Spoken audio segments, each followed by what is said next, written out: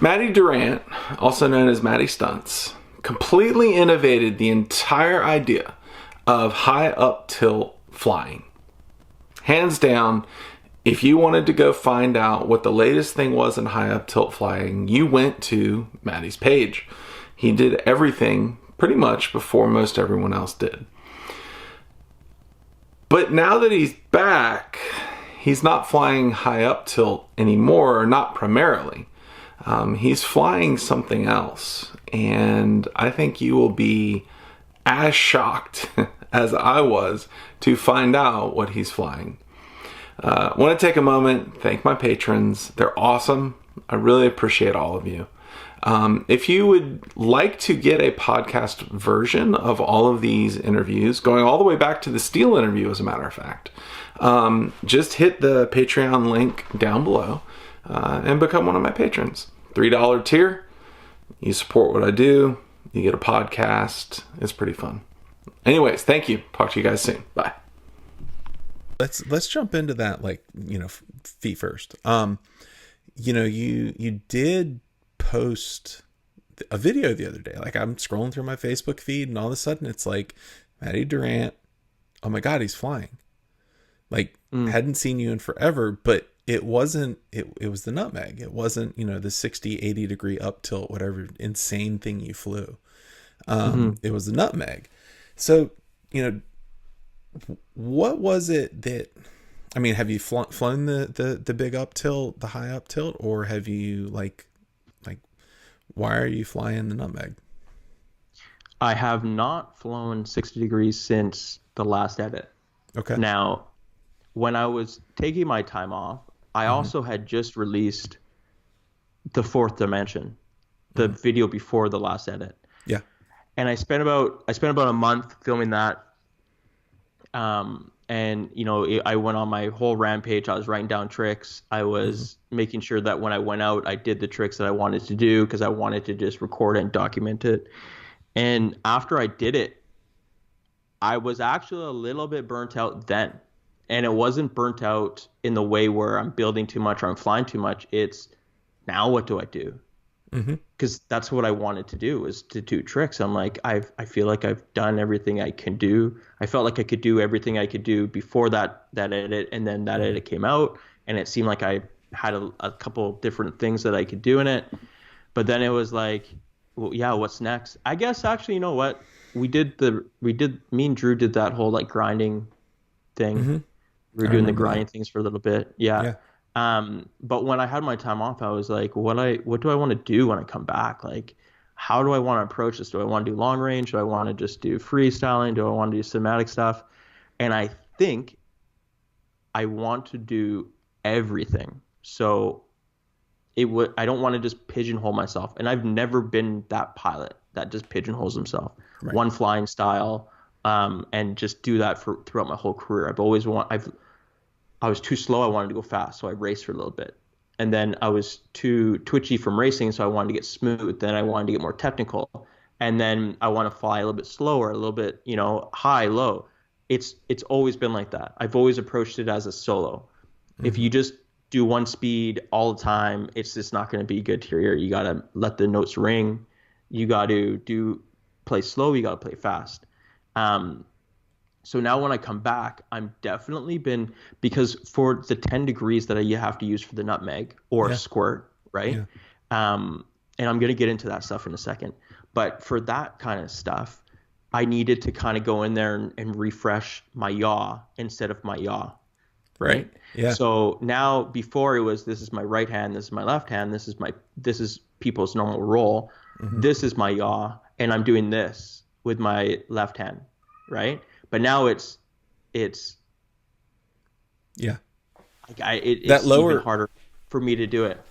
So it's more dominant left with my throttle hand than my right. So I went back into the sim. So what happens now, I go back into the sim, and this is where I've always learned all my tricks. So I would go into the sim and I would just get the muscle memory down and look for my visual cues on tricks if they're fast, and just know what to look for, entry points, exit points. And now I'm in the sim flying 10 degrees, but flying 10 degrees in a sim is pretty boring.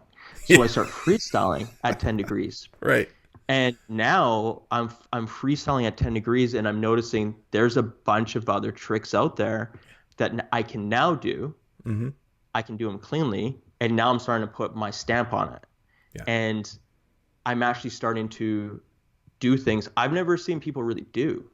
So where I want to go with my flying now is I want to definitely do nutmeg, squirt, freestyle 10 degrees, freestyle 60 degrees, slow and fast and technical and smooth, and have all of that in my edits. So right now I am currently trying to film an edit. It's been raining like crazy and snowing and stuff like that here, but I do have something in mind. So I'm actively like trying to just bring out something. And like, I'm not that guy that likes to bring out a video every single like week, right?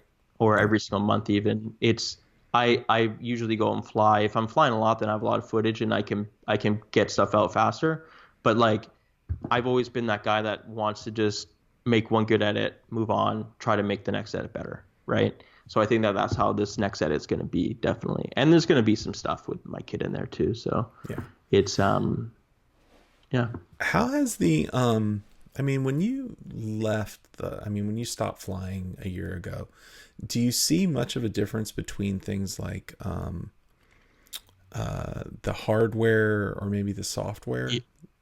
Yeah, probably, maybe, I don't know. I haven't really tuned my 6S quad, 5-inch 6S with the new stuff. I'm still rocking like a beta flight from like a year and a half ago, right? Yeah. I've noticed that I just bought a 6S all 4-in-1 ESC to see if it can do it, right? That wasn't apparently these hobby I think it's Hobby 60 amps. Yeah. Yeah, I think that they weren't around a year ago, I don't think, or maybe if they did, we weren't testing them. So that's going to be definitely something I want to look into. The DJI system is something that I literally just got in the mail now. I once you put those goggles on, prepare to never go back. Mike, I've already put them on. Okay, I've already put them on. Okay. So I'm putting the feelers out there. I'm just talking to friends and sponsors and stuff. I'm talking to Drew, and I'm like, so what's new, man? Like, what's new with you? And he's like, HD is new with me. And I'm like, what do you mean? That's all that's new with you? And he's like, yes, literally that is all that's new. I love flying DJI systems. It's opened up so many new things with flying, and I'm looking at flying in a different type of like love for it again, right? So then I'm like, okay, let me see if I can try these things on. So I meet up with some local guys, and I put them on, and the whole time I was like, oh my god, oh my god, oh my god, oh my god. I'm like looking at a GoPro right now, and I'm flying, and it's not laggy, right? Yeah. So Drew was kind enough to send me out a set of DJI goggles and one of the camera units, air units, and I'm gonna put it into a squirt, which I'm building along with the nutmeg, and then I have other things that I do want to do with it. Like I know that Jordan Temkin's taking it long range. And I think that for long range, because it's such a high risk type of flying, I definitely think that it's better so you can see more, right? Yeah. You can see little ghost branches or just things you couldn't see with analog. Yeah. So now you're flying really, really far away, and you don't want to lose your quad, because usually those quad setups are like $1,000. Yeah.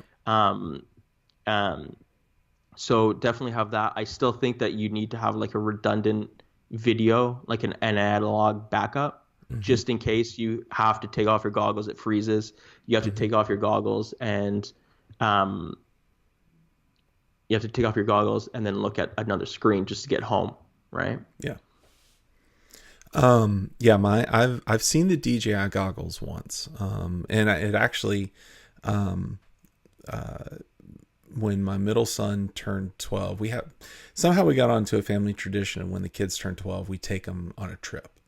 And so he wanted to go down to Orlando. He wanted to go see Harry Potter World. And I called Chad and was like, hey, can we stop by? And so my son and I got to go fly with Chad and Drew, which he's a huge Road Riot fan. So he was just like, oh, this is, when we left, he said the one thing that every dad wants to hear, which was, Dad, this was the day before we went to Harry Potter World. He's like, Dad, we could go home now. And this was an awesome trip. It's just like, okay, all right, well, this is good.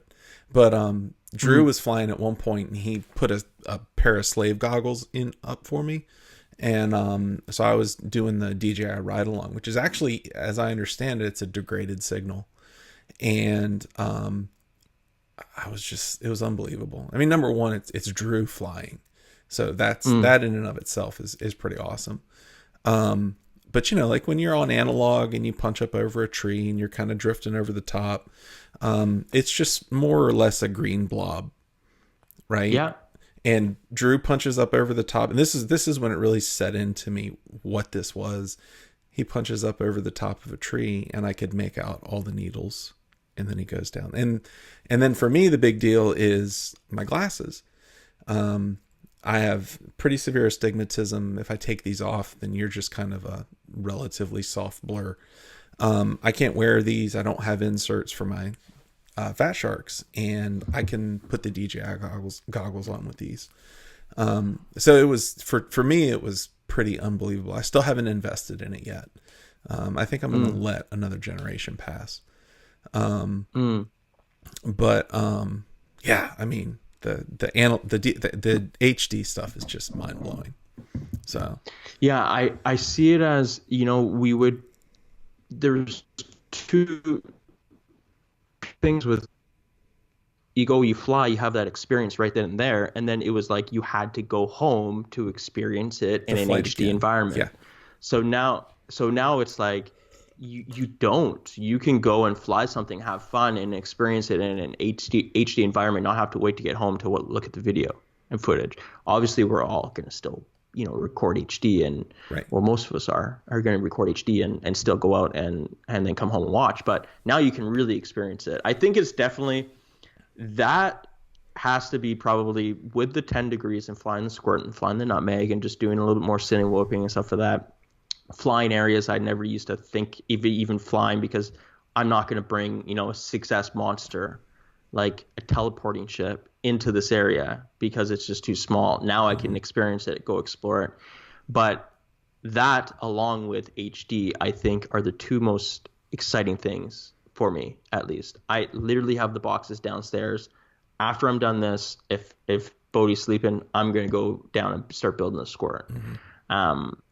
And then I've also ordered like just a different type of styling of frame, because I've always had like the Truex setups with everything on top and then everything goes out to the middle.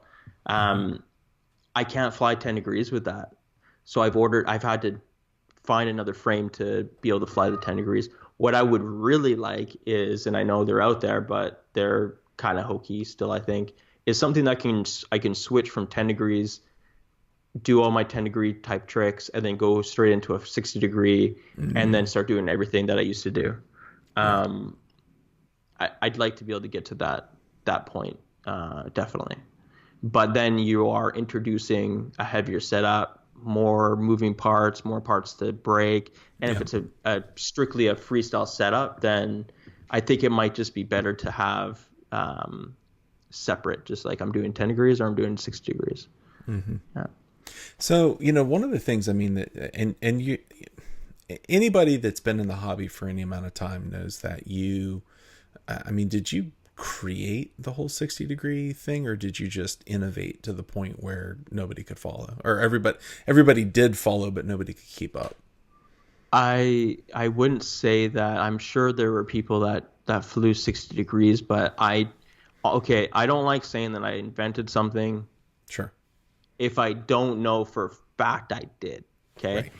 Right. I totally felt confident that I was the first one to grind, like actually get onto a rail, lock in, and go down. Yeah. And I found out afterwards that someone did it like 2 months before me. And so like, but back then, like we're talking like 2.5, 3 years ago. Yeah. it was always the thing is with the top pilots, they all kind of followed the same path, and I always like to kind of go the other way. So it was fly at 25 degrees. Okay, let's try bumping it up today. Fly 35 degrees. Then let's get to 45 degrees. And that was a real milestone because that's when everything starts to go the other way, right? For stick movements. So I think it was just this progression of like I kept on bumping it up. I was racing at the time. So I would be able to go faster, bump it up. And then it was like, okay, let's freestyle. And it was like, oh, wait a minute. These flight physics feel a little bit weird, and now I can come backwards and see where I'm going and still have this huge momentum going backwards. What else can I do? Mm-hmm. What happens if I go to 60 degrees? And it was, I think it was just the progression of it. I didn't really look at anyone. I've never really looked at anyone and been like, I'm going to go do that now. It was always, I was doing my own thing, and that's it. But that being said, I truly believe that the professional pilots, the professional freestylers need to learn how to fly both styles, 60 and 25 or 10 or whatever those guys are flying at, to really get to that next level. I think that's where the next level is for the skill level for a freestyle pilot, is to be able to fly both styles. There's still really like top name pilots that don't do 60-degree type tricks. They're still doing tricks that they're doing in 2016. So I think that it will definitely progress the hobby in that aspect of the skill level, right? Yeah. So have you, speaking of low camera angle, because I think it's interesting that you're talking about low camera angle, because yeah, it's like, I mean, if you're going to fly freestyle, it's somewhere between 25 and 35 degrees. You know, you're doing this set of tricks. I actually had interviewed, I think it was Kevin, Stinger Swarm. And I asked him, I was like, you know, are we innovated out? Like, what else is there to do? And he was like, yeah, I don't really know, like, what new ground we can break. And then, do you know Cricket? Have you seen much of Cricket's footage? Not really, no. Yeah, he actually. I don't have time to fly, so yeah. like I don't have time to watch. Right. And I don't think this is a secret. I'm pretty sure it's not. He flies about 10 degrees.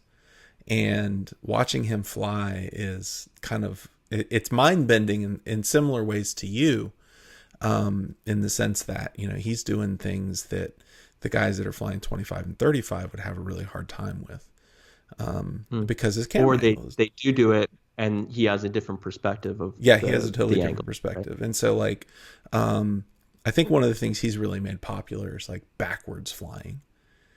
Right, where he goes into a trick and he goes completely blind into like a dive, for instance, or he does a set of gaps backwards by memory. But it's made easier for him because of the fact that he can fly at that lower camera angle and keep track of the ground.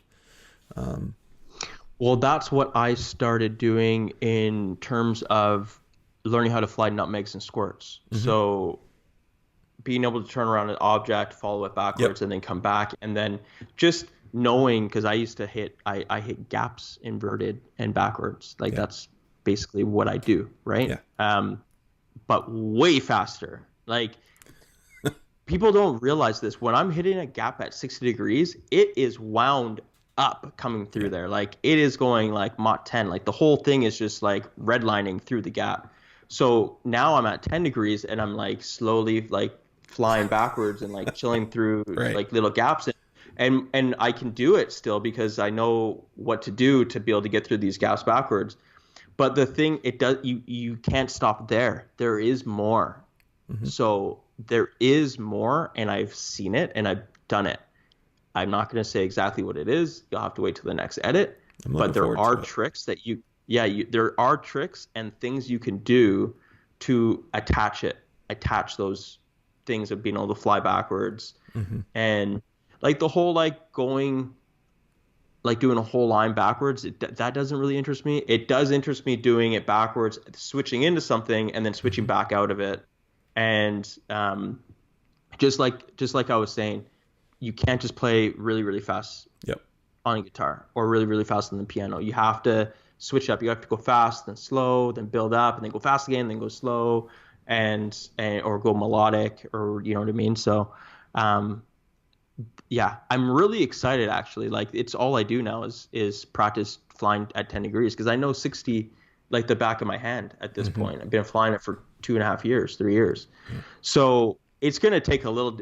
I think it's always harder to go the other way. So from 60 back down to 10, than it is to go from 10 to 60. 60. And all it really is your yaws. So like inverted yaw or just yawing around. That's the only thing that I really have a hard time with.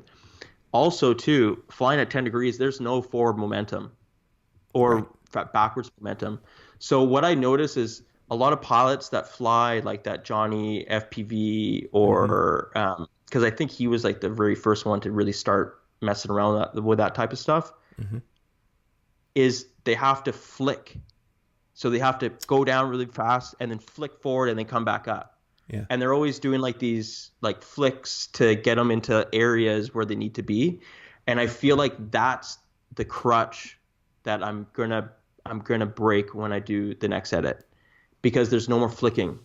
I can kind of almost, the way that I'll transition into tricks, I won't need to flick. So that's where I think it's gonna look a little different. It's just the Mattystuntz stamp. All right. Yeah. I'm looking forward to it. I want to see it. And I mean, because, one of the big things is you did come in, you did innovate in 60 degrees. And when I saw you flying through those trees with the squirt, or was it the nutmeg? My mind immediately went to, is he going to innovate this? Because that's what you did with 60. And I can't imagine you wouldn't stop there. So I'm looking forward to it. Yeah, with the cinematic stuff, there's No, no innovating with the cinematic stuff. It's pretty much I'm doing cinematic. That's what it's doing. Yeah. And I'm not going to try to like do cinematic upside down or something like that. It's one thing. You're doing that one discipline. But the 10 degree freestyle, definitely. I'm coming for it for sure. I can't wait. I'd love to see it. Well, the whole thing is with the 60 degrees at the very end there. If you watch the fourth dimension, I'm doing Rubik's cubes in it. I saw it. So doing a Rubik's cube at 60 degrees is fucking really hard. Sorry for swearing. That's okay. Are we allowed to swear on this? You're allowed. Okay. So it's really, really hard. It's totally different than doing a Rubik's cube at like 25 degrees. And that's where those little subtleties for me in my flying when I'm putting out releasing edits and stuff, those things mean a lot to me, because it's like I'm mixing in other styles with it. Like I did a Rubik's cube into a Matty flip, and like stuff like that. It's just like, so now I'm doing a Rubik's cube into a Matty flip. Now I'm gonna do 10 degrees and do that type of stuff too. Yeah. It's almost ridiculous to think about Mattystuntz, who flew 60 degree up tilt like a madman, innovating 10 degree up tilt. However, I am super excited to see where this goes. It is, I mean, he's working on an edit. He says he's going to post it soon, the weather permitting. I can't wait. I want to see what it's going to be. Now, in the next episode, we start talking about clickbait, which, amazingly, I've been accused of doing an extraordinary amount. Go figure. But it quickly turns into a conversation about mental health. I'm not intentionally trying to direct all of these conversations into mental health. It turns out that mental health is a real issue. So Matty and I talk about not only clickbait, but we talk about mental health and some of his struggles with mental health. It was really good to talk about. I hope you guys enjoy it. I'll talk to you soon. Bye.